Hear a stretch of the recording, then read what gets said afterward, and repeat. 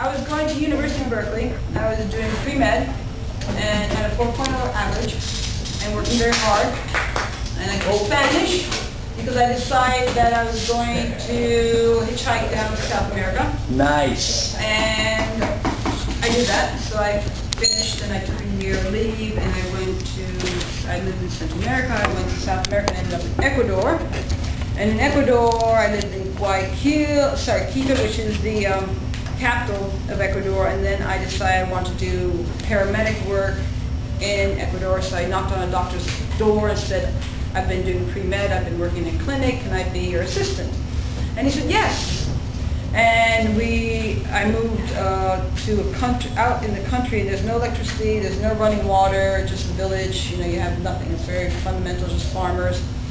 And I was living in a house with a person who worked for the Peace Corps. So she did work for the Peace Corps, and I was working with the doctor. And every day he'd go out on donkeys, and we'd go out farther even into the bush, where people had absolutely nothing, and you'd give them, sew them up, take care of them, do paramedics. So I was doing that for a few months. And at some point, the woman whose house it wasn't her house, but she was renting from a local, she had left that evening, and then late at night this guy came in, and he was actually a little bit drunk, fortunately, and told me that he decided I was a CIA agent and he was going to strangle me to death.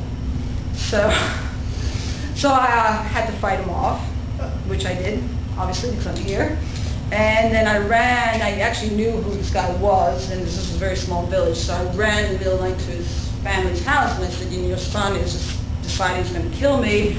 And they looked at me and said, well, guess what? Yours is a female, just hanging out in South America, so, you take your chances. That's so stupid. So at that point I said, I've had enough of South America, and I flew back to Texas because I only had enough money to get a plane back to Texas and got myself back home one more time. But that was the story. How did you become a teacher then? Oh, I have a long story. We have time. Obviously, We have yeah. We tell the best stories. We don't like to hear. No, that's a long story. I mean, I had my got a own half business hour. in Try and Europe. summarize. I've had my own business in Europe. I've sold artwork. I've done a lot of things. So this was my last. How long have you been in that? How did you become a You teacher? can't sum it up. This is This is a middle piece of my life. This is a journey. It's my How did you journey. get to Northampton? I know. I keep asking myself that too. Can I clap?